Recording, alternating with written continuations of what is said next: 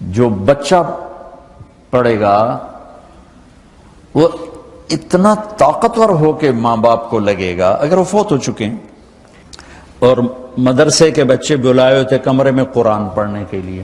میں کہا چلو میں بھی, میرے نانکیں چوئی, میں کہا چلو میں بھی تھوڑا قرآن پڑھ لوں. اللہ اللہ اللہ اللہ اللہ. ماں باپ زندہ ہیں, دعا لو. فوت ہو گئے ان کی قبروں پہ جایا کرو, وہاں بیٹھ کے قرآن پڑھا کرو. جو بچہ پڑھے گا وہ اتنا طاقتور ہو کے ماں باپ کو لگے گا اگر وہ فوت ہو چکے ہیں. کہ ہمارے ہاں تو قرآن بھی مل جاتا ہے نا جی, مدرسوں میں چلے جاؤ جی قرآن دے بھائی, لو جی 100 قرآن لے جاؤ, لو جی 50 قرآن لے جاؤ. اتنی حماقت ہے. مولوی صاحب ذرا چھوڑا نو گل دے جے ماں جی واسطے قرآن پڑھا ہونا ہے. چھوڑا دی ماں تو نہیں مری, میری ماں مری.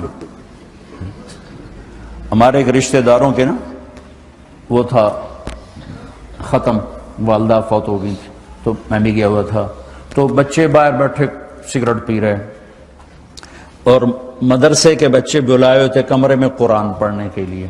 میں کہا چلو میں بھی, میرے نانکیں چوئی, میں کہا چلو میں بھی تھوڑا قرآن پڑھ لوں. میں جا کے قرآن کھول کے پڑھنا شروع کر دیا. تھوڑی دیر بعد مجھے محسوس ہوا کہ یہ بچے قرآن نہیں پڑھ رہے. میں نے جب دیکھا تو وہ نیچے ایک چھوٹا سا ریڈیو پڑا تھا, اس میں انڈیا پاکستان کا کرکٹ میچ ہو رہا تھا, اس کی کمنٹری چلتی اور وہ سارے وہ سن رہے تھے بیٹھے. اور جب ان میں سے کوئی آ جاتا تو شروع ہو جاتے ذالک الکتاب لا ریب فیہ ھدی للمتقین الذین یؤمنون بالغیب. جب وہ چلے جاتے کیڑا آؤٹ ہویا, کتنے سکور ہوئے. 1 گھنٹہ یہ تماشا ہوتا رہا اور میں بیٹھا دیکھتا رہا. 1 گھنٹے بعد جا کر کہنے لگے جی قرآن مک گیا, وہ کمنٹری مک گئی ہے. ہن کی ثواب گیا اما نو, کمنٹری دا ثواب گیا, قرآن دا ثواب تا نہیں گیا.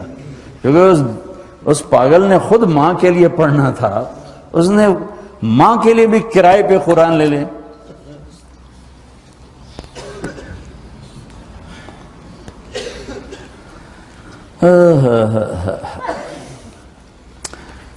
زندہ ہیں دعا لو, مر گئے ہیں ان کے لیے ان کی قبر پہ نہیں جا سکتے ہو. یہاں کی زندگی بہت تیز ہے, کبھی تو جایا کرو, کسی ویکنڈ پہ چلے جایا کرو, کسی اتوار پہ چلے جایا کرو, کسی ہفتے کو چلے جایا کرو, مہینے بعد 2 مہینے بعد, سال میں 1 دفعہ سے, کہ یہ ان کا حق ہے, ان کا حق ہے. اور ابن القیم رحمۃ اللہ علیہ نے ایک واقعہ لکھا ہے کہ عبداللہ بن مطرف رحمۃ اللہ علیہ نے خواب دیکھا کہ قبریں پھٹیں اور لوگ نکلے اور کوئی چیز ایسے اٹھا رہے ہیں, ایسے اٹھا رہے ہیں, ایسے اٹھا رہے ہیں. ایک آدمی نکلا اور جا کر ایک درخت سے ٹیک لگا کے بیٹھ گیا. یہ اس کے پاس جا کر کہتے ہیں بھئی آپ کون لوگ ہو؟ وہ کہتے ہیں ہم ایمان والے ہیں. کہ یہ کیا ہو رہا ہے؟ کہ جو رشتہ دار ثواب بھیجتے ہیں یہ وہ اکٹھا کر رہے ہیں. کہ تم کیوں نہیں اکٹھا کر رہے ہو؟ کہ میرا بیٹا حافظ قرآن ہے, 1 قرآن روزانہ ختم کر کے مجھے بھیج دیتا ہے, تو میں نے پرچون دی لوڑ نہیں رہ جاندی, میرا تھوک دا کام. کہ تیرا بیٹا کیا کرتا ہے؟ کہ اس کی مٹھائی کی دکان ہے بازار میں. آنکھ کھل گئی, صبح ہوئی تو پہنچ گئے, بازار کھلا, دیکھا تو ایک نوجوان بیٹھا ہوا اور مٹھائی بیچ رہا اور ہونٹ ہل رہے ہیں. پہلے اس کو نا چیک کرتے رہے, پھر اس کے پاس آئے, بیٹا تیرا نام کیا ہے؟ وہی نام تھا جو خواب میں سنا. یہ کیا پڑھ رہے ہو؟ کہ جو قرآن پڑھ رہا ہوں. کتنا پڑھتے ہو؟ 1 ختم روزانہ پڑھتے ہو. کیا کرتے ہو؟ کہ والد کو ایصال ثواب کرتا ہوں. کیا اتنی مشقت کیوں اٹھاتے ہو؟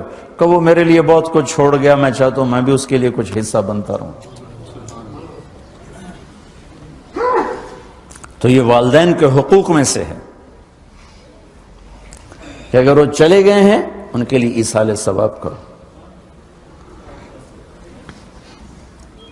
ہمارے نا ایک فیملی تھی, 22 سال سے ان کے گھر میں مجرا بھی ہوتا تھا, جوا بھی ہوتا تھا. تو میں نے سلام دعا بڑھائی اور آہستہ آہستہ اللہ نے فضل فرمایا, سارے توبہ کر گئے. تو کہنے کہ ہمیں حج پہ لے چلو. میں حج پہ لے گیا, یہ 92 کی بات. تو میں مینا میں سویا ہوا تھا تو میں نے ان کے باپ کو میں نے خواب میں دیکھا، کہا کہ میرے بیٹوں کو کہہ دیں کہ تمہاری نیکیاں مجھے پہنچنا شروع ہوگی. یہ میں نے دیکھا کہ میرے بچوں کو بتا دیں کہ تمہاری نیکیاں مجھے پہنچنا شروع ہوگی. اللہ